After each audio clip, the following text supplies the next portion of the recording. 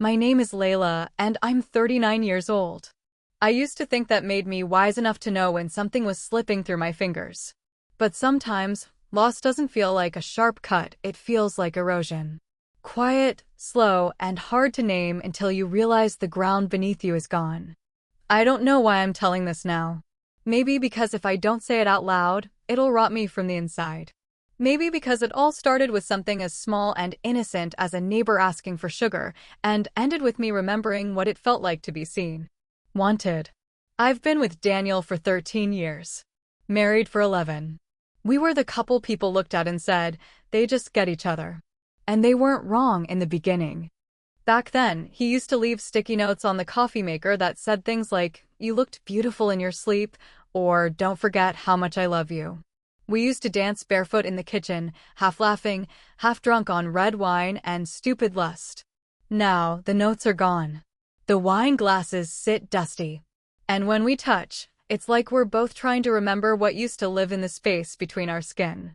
Daniel kissed me yesterday morning. It should have felt nice, warm, grounding. But it felt like a mouth against mine, nothing more. No spark. No flutter in my stomach. And when I tried to lean into it, he pulled back like it was already over.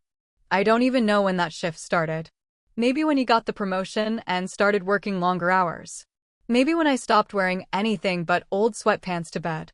Maybe when we both decided that falling asleep next to each other was enough, that routine could replace real intimacy. Last week, we were lying in bed. His hand moved over my hip like muscle memory. He didn't say a word. Just started kissing my neck, waiting for me to follow his lead. I wanted to want it. I did. But I was tired, not just physically, but emotionally. Worn down by the way every loving touch had started to feel like a transaction. I whispered, "Not tonight." He sighed. Not angry. Just disappointed. And that made it worse. He turned his back to me after that.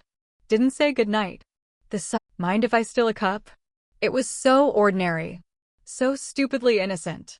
But the way he looked at me, not just at my face, but into it, made something flicker in my chest. Like a gasp I hadn't released in years. We talked for maybe 5 minutes. About nothing. Cookies. The weather. His dog. And still, when I closed the door, I stood there for a full minute, holding the knob, staring at the wood grain and trying to remember the last time someone looked at me like I mattered. That night, Daniel reached for my hand while we watched TV. I let him hold it. But it felt like I was somewhere else entirely. That's when I knew something had changed. Not just in him. In me. And I'm scared to admit what that might mean. Daniel's a physical person. Always has been. Touch is his way of speaking, hands on my lower back when I cook, kisses on my shoulder when I brush my teeth, a palm sliding over my thigh under the dinner table. At first, I loved that about him. It made me feel wanted. Tethered to something real. But lately, it's felt like he only knows how to speak that one language. And I've forgotten how to answer. He came home late from the hospital again last night. He's a trauma nurse, so I never ask questions. His job takes everything out of him, and I try to give him the space to land when he walks through the door. I used to meet him with a hug, sometimes even a stupid little dance if I knew it had been a rough shift. Now, I just look up from whatever I'm doing and say, "Hey." He still kisses me hello.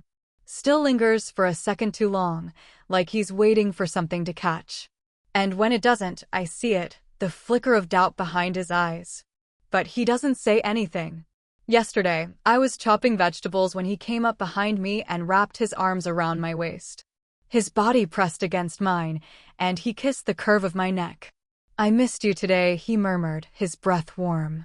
I smiled, but my shoulders stiffened. I didn't mean to. It wasn't intentional. But my body tensed like it couldn't remember what missing someone felt like. He noticed. He always notices.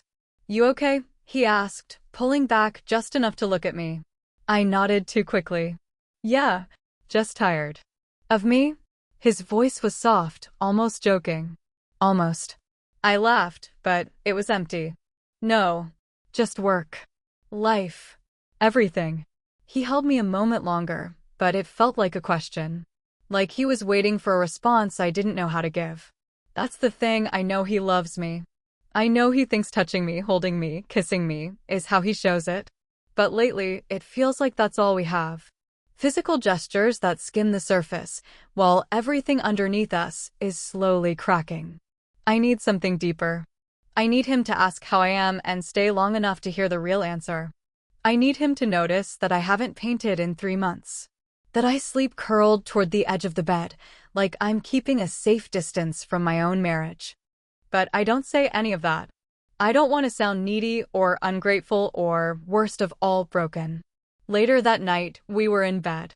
He reached for me again, fingertips grazing my hip under the blanket. I've been thinking maybe we should take a weekend away, he said. Just the two of us. Reconnect. I turned toward him, unsure of what to say. That sounds nice, I offered. But my voice cracked a little. I didn't mean to sound hesitant. But I was. He frowned. Do you even want to? I hesitated. I do. I don't know if a weekend fixes what I can't explain. His face fell, just slightly. Then help me understand. Because I'm trying, Layla. I'm trying to be close to you, but you keep pulling away. I wanted to tell him it's not about the sex. That I miss the way we used to talk. The way he used to look at me like he saw something more than skin and routine. But I couldn't find the words. I didn't want to hurt him. So instead, I reached out, kissed his cheek, and whispered, I know. Thank you for trying. We didn't touch again the rest of the night. And as I lay there, staring into the dark, I kept thinking about how Chris, the neighbor, looked me in the eye like he actually wanted to hear me speak. Like silence wasn't something to fill with hands, but with presence. And for the first time, I wondered if I was starving for something I hadn't even realized I'd lost. I'm starting to feel like a stranger in my own skin. Every time Daniel touches me now, a kiss on the shoulder, a hand on my thigh, his body curling around mine in bed, I freeze for a second before I remember I'm supposed to relax. I'm supposed to melt into it like I used to. But I don't. I can't. And what's worse is, I want to. I want to feel that warm, magnetic pull toward him again. But something in me recoils, almost instinctively, and then I hate myself for it. Last night, we were sitting on the couch watching something forgettable. I don't even remember what show. I was barely paying attention. My mind was drifting to work, to bills, to the pile of laundry that had somehow taken over the hallway. To Chris. I hate admitting that, but it's true. Not in a romantic way, not yet. But in the way you think about something new because it makes you forget the weight you carry. Daniel reached over and started massaging my shoulders. His thumbs pressed into the knots at the base of my neck, and for a moment, I let myself enjoy it. But then his hands drifted lower, slowly, down my back, and I knew where this was going. I sat forward suddenly, pretending to stretch. Ugh, my back's sore today, I mumbled. He paused. I was just trying to help. I know, I said quickly. I don't think I'm in the mood tonight. He didn't say anything at first. Then he got up, walked into the kitchen, and started banging around in the sink louder than necessary. It wasn't a tantrum, but I could feel the tension behind every clink of a glass. I followed him, guilt pressing on my chest like a weight. You okay? I asked. He turned, drying his hands. I'm fine. But his jaw was tight, and he wasn't looking at me. Daniel, he shook his head. It's just, he paused, his voice sharp. It's starting to feel like you don't want me anymore. Like I'm just here. I swallowed hard. That's not true. Then what is? I stared at him, desperate to explain the thing I couldn't even fully understand myself. That sometimes I feel more alone lying next to him than I do when I'm actually by myself. That our kisses feel rehearsed. That I feel more like a body than a person when he touches me. But instead, all I managed was, it's not about you. He laughed, but there was no humor in it. That's always what people say right before it becomes exactly about them. I didn't respond. I didn't know how to fix it. Later, in bed, he tried again. Rolled toward me and pressed his lips to mine. I kissed him back because I thought maybe if I tried harder, the feelings would return. But as his hand slipped under my shirt, I felt nothing. Not repulsed. Not angry. Just numb. Like my body was going through the motions while my mind stood in the corner, quietly screaming.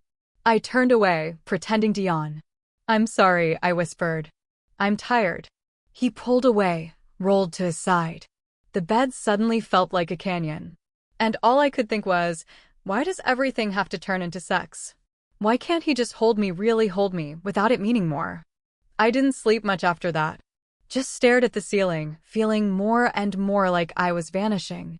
We were sitting at the dinner table, the clink of forks and knives the only sound between us. Daniel had made pasta, his way of saying I'm trying without actually saying it. He even lit a candle in the center, though it flickered alone like a prop from a play neither of us wanted to star in anymore. I tried. I really did.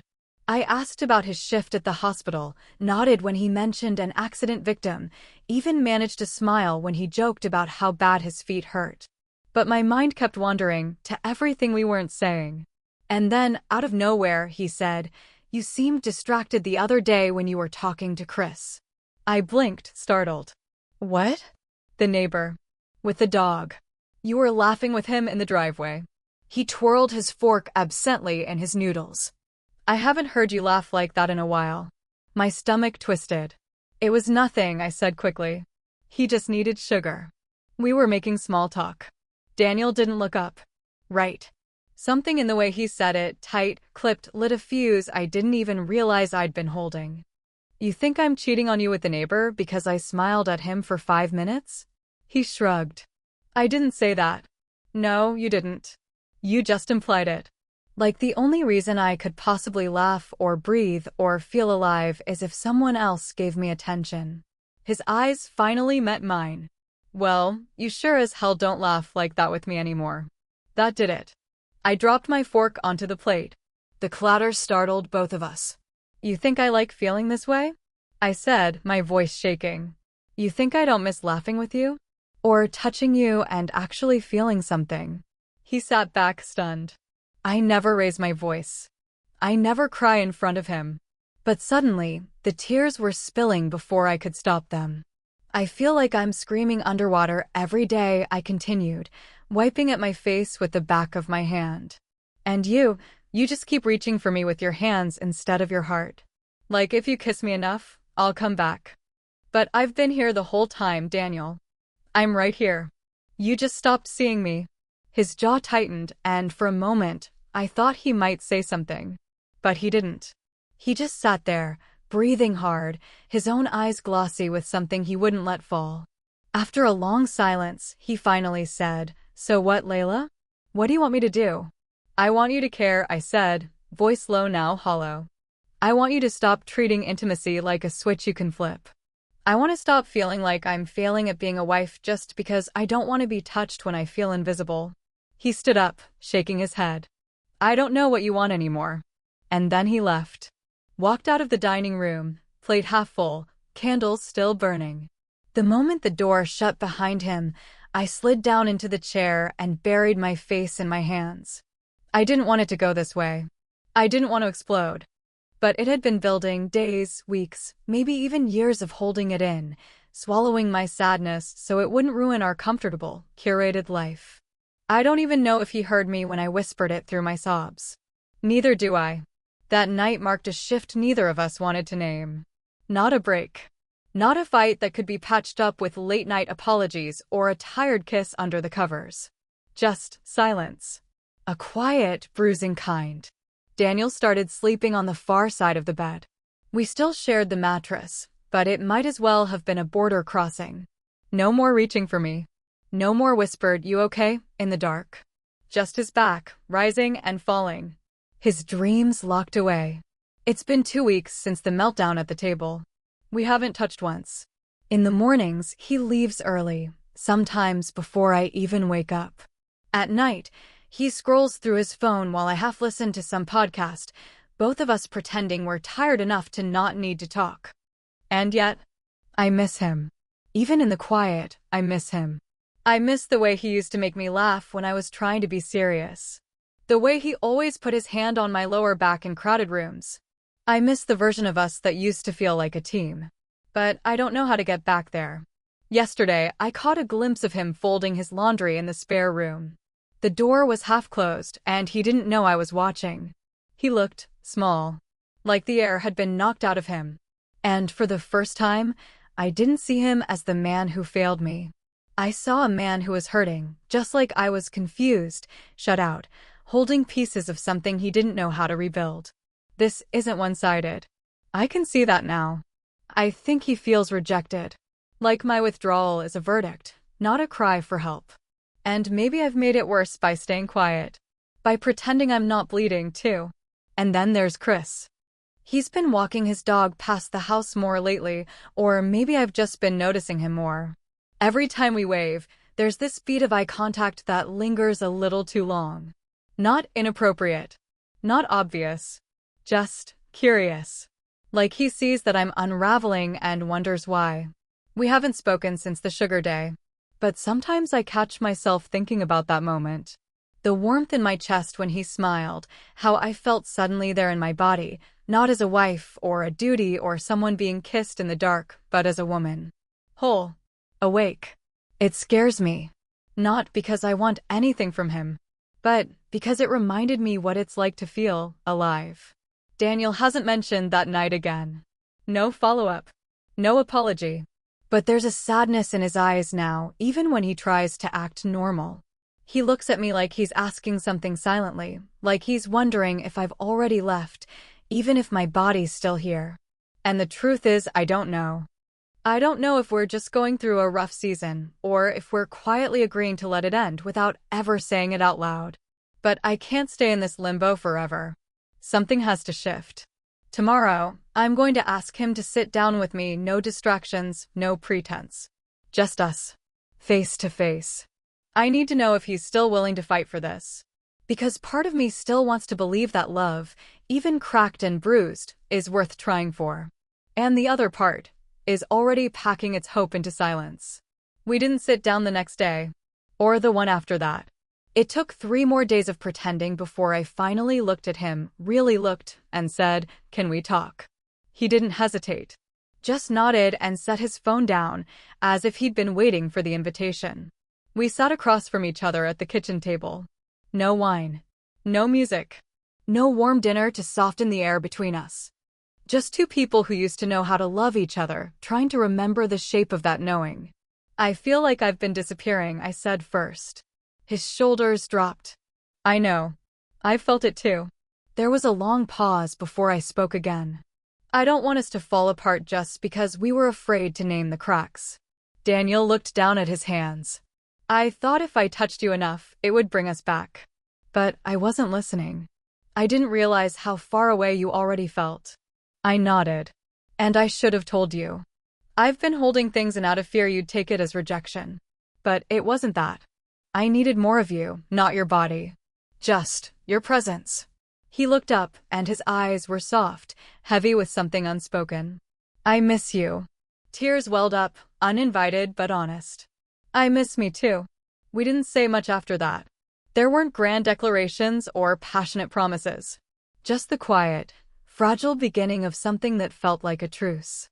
When I stood up to clear the mugs, he reached for my wrist. "Wait." I turned, and he pulled me into him, slowly, gently, and wrapped his arms around my waist. His head rested near my shoulder, and for the first time in what felt like years, we just stood like that. Still. Breathing. No agenda. No weight behind it. Just a hug. A silent "I'm here." Later that night, he fell asleep on the couch. Not because we were distant, but because we didn't want to force anything. I brought him a blanket, brushed his hair back from his forehead, and kissed him there. Lightly. No fireworks. No answers. But it didn't feel cold this time. It felt like the first breath after holding it for too long. I'm not sure when the shift became permanent, not the unraveling, but the slow, quiet reweaving of something softer. Something truer. Maybe it started with that hug in the kitchen. Or the night after, when Daniel sat beside me on the edge of the bed and didn't try to kiss me, he just held my hand, laced his fingers through mine, and said, "Whatever this is, we'll face it together. You don't have to explain everything right away." And for the first time in months, I felt safe again. Not fixed. Not whole. Just safe. Like I could exhale without guilt. I won't lie and say everything's healed. We're still learning. Some nights we talk too much, others not enough. We fumble through misunderstandings and sometimes go to bed with unspoken tension still humming beneath the sheets. But we're trying differently now. Slower. More honestly. Daniel doesn't reach for me the same way he used to. His hands ask now. They pause, wait for permission. He's learning that I don't need pressure to feel loved. I need presence. Thoughtfulness. Space to come closer on my own. And me? I've started painting again. Not for show, just for me. I set up a small canvas in the sunroom and leave the door open when I work, letting light and sound and life come in. Some days, Daniel passes by and lingers in the doorway. He doesn't interrupt. He just watches, like he's trying to remember the parts of me that existed before we became we. I didn't tell him about Chris. Not in full, anyway. I didn't need to, because it wasn't about him. It never really was.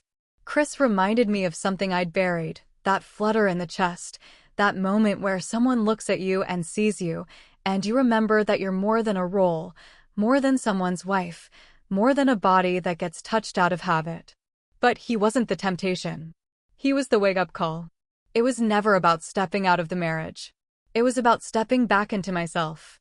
And now, I'm doing that. Slowly, unevenly, but with intention. Some days, I still feel the distance. The ache. That hollow space between who we were and who we're trying to become. But we're learning how to sit with that space without running from it. Without blaming each other for the quiet. I think that's what real love looks like. Not the fire, not the breathless beginnings, but the willingness to rebuild in the ruins. To say, I see where we broke. And I still want to stay. And I know not everyone gets there. I know some couples fall apart and never look back. I was almost one of them. For a while, I thought maybe letting go would be the braver choice.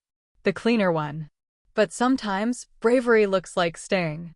It looks like hard conversations and cracked voices and hugging in silence when neither of you has the right words. It looks like sleeping apart one night and waking up to try again the next. So yes, the neighbor came for sugar. And for a moment, he took my breath. But what really stole my breath, what still does, is how I'm learning to live in this body again. This life. This marriage. Not perfectly. Not completely. But honestly. And sometimes, that's enough.